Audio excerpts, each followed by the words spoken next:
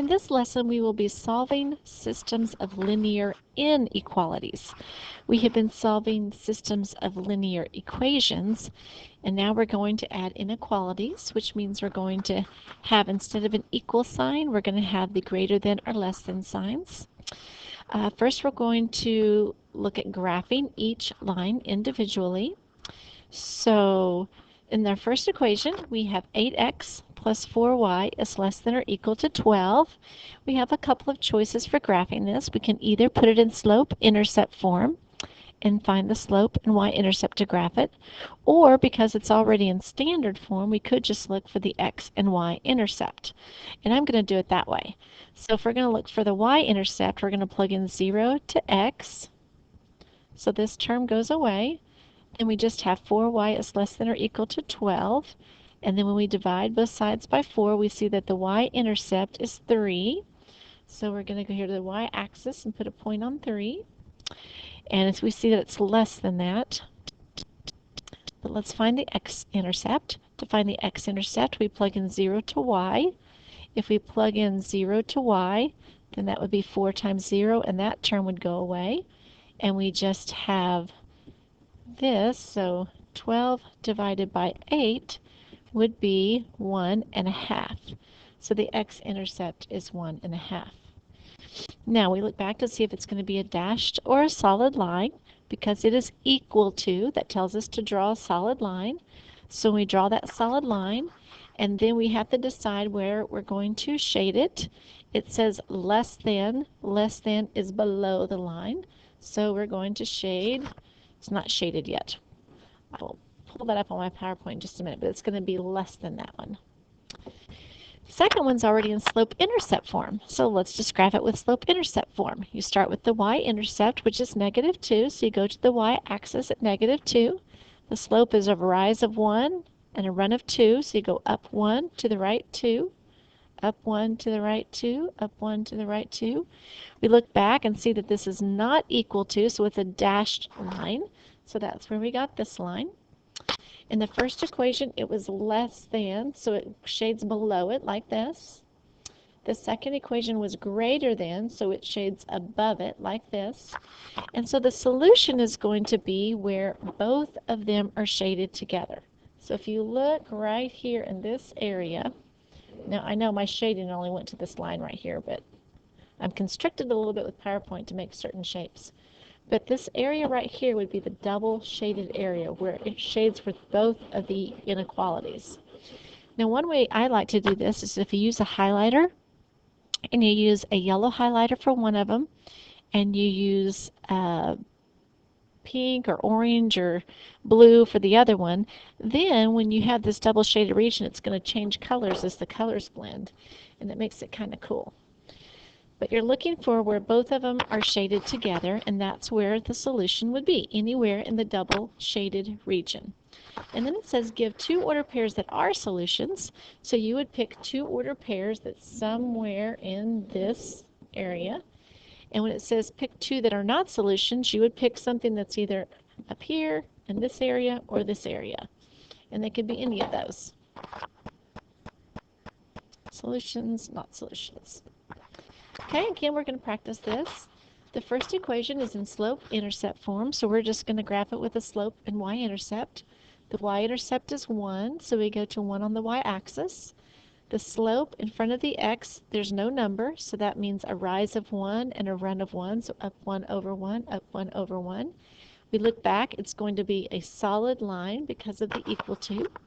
So here is our line for the first one.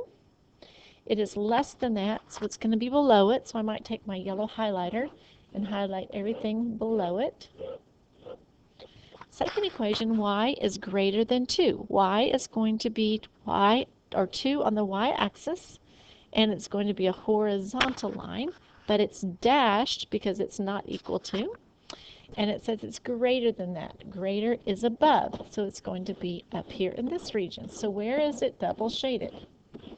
If you did the colors with the highlighters, you would see that the double shading would be up here in this area, and I will show you that.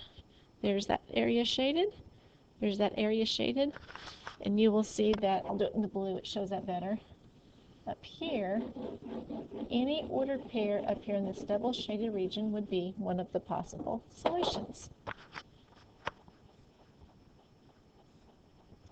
So now I'm going to pull up for you, if I can do this without messing up my recording. I'm going to pull up today's assignment, which is right here, and I'm going to show you. Okay, so here's the first one. We have the first equation right here is already in slope-intercept form, so let's graph it that way. The y-intercept is -2.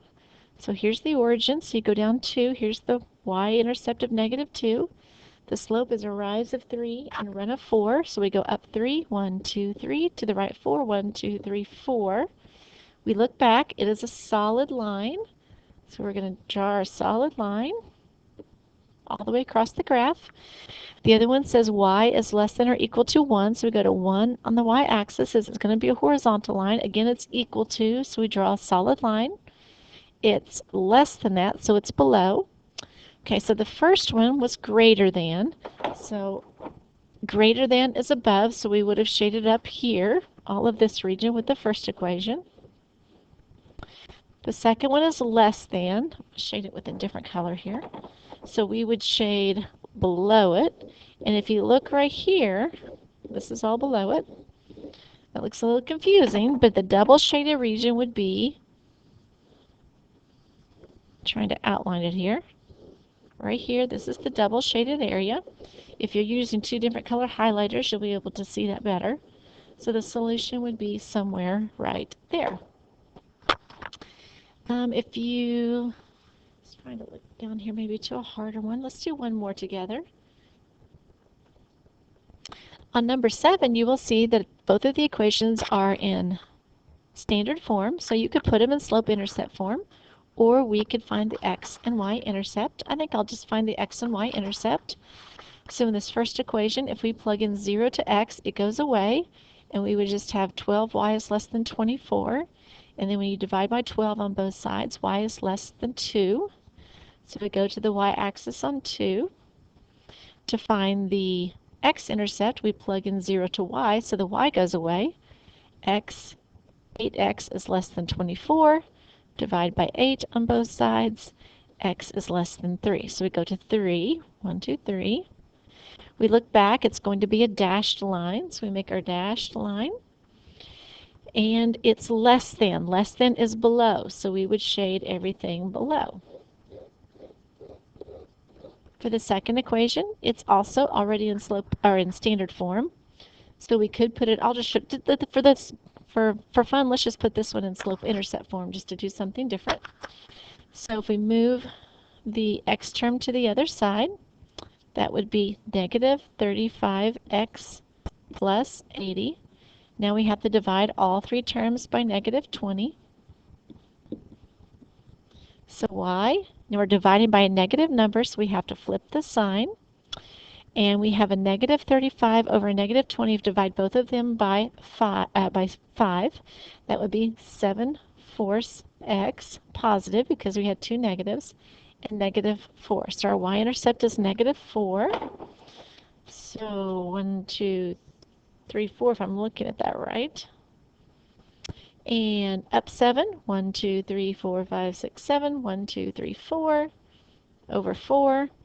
And then we have a solid line, and it says it's greater than, so it would be shaded above. So you will see that the double shaded region, I get a different color, would be this area right here. So the solution would be somewhere in this area. So hopefully that helps you learn how to graph systems of inequalities.